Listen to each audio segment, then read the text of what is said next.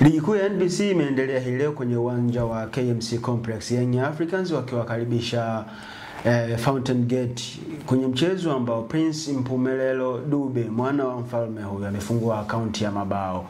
Lakini kwa mshangao wa wengi ni siku ambayo ilikuwa labeled kama Jigi Diara Day, lakini hakuwa sehemu ya mchezo, na hii ni kutokana na majeraha ambayo aliyapata kwenye mchezo dhidi ya JS Kabylie. Asiki kwa Bena. Frank Asiki kwa Bena ni miongoni mwa wachezaji waliokuepo kwenye kikosi cha Young Africans leo. I think ni mchezo wake wa kwanza wa kimashindano toka amejiunga na Young Africans, si ndio? Yes, of course. Performance yake kwanza ilikuwaje? Overall ni mlinzi ambaye ameshadhihirisha ubora wake akiwa na Singida Black Stars msimu uliopita. Alikuwa ni mlinzi ambaye kwenye safu ya ulinzi ya Singida alikuwa ni panga pangua. Yani mwalimu David Oumwa kwa msimu uliopita alikuwa anachagua aanze na Frank Asiki na Anthony Trabi au Frank Asiki na Kennedy Juma Wilson au Frank Asiki na Ogochuku Morris katika eneo la ulinzi. Amekuja Young Africans sehemu ambayo ina walinzi ambao pacha yao imekushaweka ama imeshafanya mambo makubwa ndani ya klabu na kwenye national team. Nazungumzia pacha ya Dickson Diop pamoja na Ibrahim Abdurrahman Baka. Amekuwa na struggle kuingia kwenye kikosi cha walimu wote ambao wamepita Yanga. Nazungumza alivyokuepo mwalimu Romain Folz alikuwa na struggle, lakini pia wakati huu pia ujio wa mwalimu Pedro Goncalves amekuwa na struggle kwa sehemu moja ama nyingine. Hii leo ameweza kuanza katika eneo la ulinzi mara baada ya mtu kama vile Baka akiwa anatumikia ile adhabu yake ya kufungiwa mechi 5 na TFF, na mara baada ya kile ambacho alikifanya kwenye mchezo wa Mbeya City. And then ameimprove kitu kwa mwalimu kana kwamba yeye pia anaweza. Mara kadhaa mwalimu amekuwa akimtumia Bakari Nondo Mwamnyeto kama replacement ya Ibrahim Baka kama akiwa yupo, lakini leo ameweza kuitumia hazina yake ambayo katika dirisha hili la usajili Young Africans ameweza kuliongeza. Kwa hiyo ni mchezaji ambaye ubora wake umekuwa unadhihirika siku zaidi ya siku. Tutegemea ataendelea kuwepo kwenye kikosi cha kwanza cha Young Africans hata kama Ibrahim Baka atamaliza ile adhabu yake. Of course ni ngumu kwa sababu ungesema hivyo kama angeanza wakati Ibrahim Baka ipo ni sehemu ya mchezo kama yuko fit. Na of course Baka bado ataendelea kubakia katika ubora wake, na unaona defense line ya timu ya Young Africans imekuwa bora kwa sehemu moja ama nyingine kutokana kuwa na combination ambayo imekaa muda mrefu. Hii ni combination ya Young Africans kwenye eneo la ulinzi ina misimu zaidi ya 2 sasa tangia alivyokuepo mwalimu Nasruddin Nabi. Hii pacha ilikuwepo, kwa hiyo ina muendelezo kwa sehemu moja ama nyingine. Kwenda kuinterfere kwa Frank Asiki kwa Bena haitakuwa rahisi kwa sehemu moja ama nyingine. Pengine kama akiwa anapata fursa kama hizi, kama akiwa ana banning ama red cards, injuries, anaweza kupata nafasi, lakini sio rahisi kumtoa mtu ambaye yuko fiti kama Ibrahim Baka kwenye kikosi cha kwanza cha Young Africans. Tuangalie performance ya Prince Dube. Amekuwa kistruggle sana kwenye kufunga, but kwenye mchezo wa hii leo amefanikiwa kupata bao. Inawezekana ndio mwanzo mzuri kwa Prince Dube, akiwa kipindi hiki amepata bao mwanzoni kabisa mwa ligi. I think ni mchezo wa 4 kwa Young Africans hii leo. Wa 5 na amepata bao. Msimu uliopita alicheza zaidi ya michezo 7-8 ya mwanzo kabisa alikuwa akiwa hajafunga. Leo mchezo wa 5 anapata bao. Hii ina maana gani?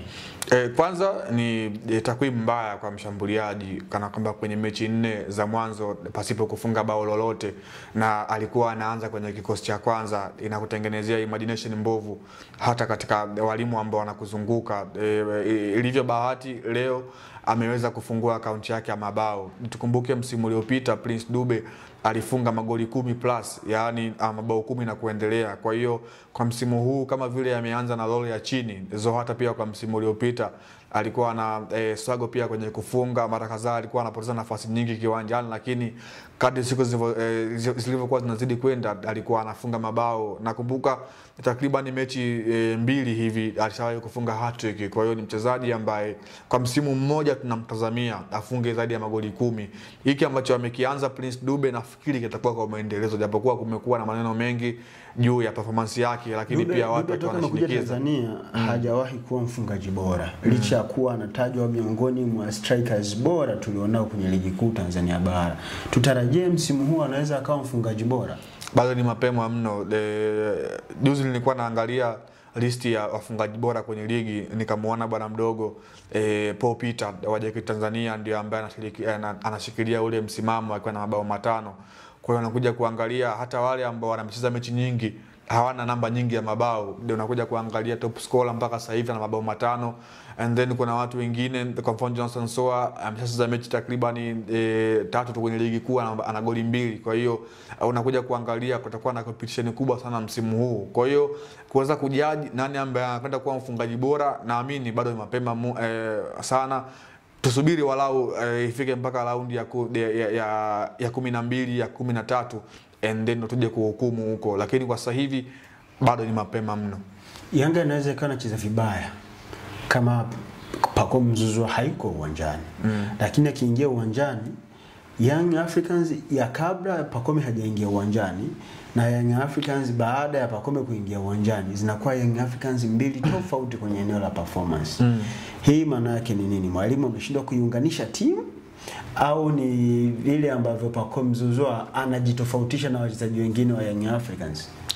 Hiyo ndio maana ya X factor players. Mchezaji mwenye utofauti na wachezaji wengine kiwanjani, lazima uwepo wake kiwanjani ureflect kwamba mchezaji mkubwa na professional yupo kiwanjani. Ndivyo alivyo Pacome Zouzoua.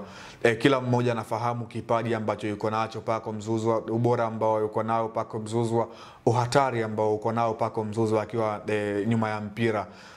Kile ambacho mwalimu atamwamini kuweza kuingia naye kwenye mchezo ni lazima aende kuimprove, na leo mwalimu aliona ni vema kwa kile ambacho alikifanya kwenye mchezo uliopita wa Ligi ya Mabingwa dhidi ya JS Kabylie leo aweze kutokea nje na baadaye akawa kama vile game changer kwa sehemu moja ama nyingine na kuweza kufunga bao la pili ambalo lilididimiza matumaini ya Fountain Gate walau kupata alama moja kwenye mchezo wa leo. Kwa hiyo nakuja kuangalia Pacome Zouzoua ameendelea pale anapoishia, na sio mchezaji wanasema wa kusuasua. Amekuwa na mwendelezo mzuri wa performance yake kiuchezaji akiwa kiwanjani, lakini pia namna ambavyo amekuwa anasaidia timu siku zaidi ya siku. Kwa hiyo ni mchezaji ambaye kwa wakati huu katika ukanda wa Afrika Mashariki au Tanzania na hata Afrika kwa ujumla ni mchezaji ambaye ana sifa za kipekee yake. Nimeshawahi kusikia interview ya mchezaji mmoja wa National Al Ahly Akram Taufik akizungumza na moja kati ya waandishi wa habari wakubwa nchini,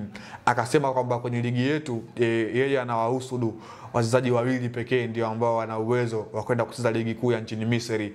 Akamzungumzia Pacome Zouzoua and then akamzungumzia na Mohamed Hussein Zimbo Junior Shabalala. Kwa hiyo kile ambacho alikisema Akram Taufik kwa sehemu moja ama nyingine naweza nikakiona kwa Pacome Zouzoua kwa hicho ambacho anakifanya. Ni mchezaji ambaye kwa wakati huu bara la Afrika linamwangalia kwa jicho la tatu. Kwa wakati huu bara la Afrika linamwangalia Pacome Zouzoua kwa jicho la tatu.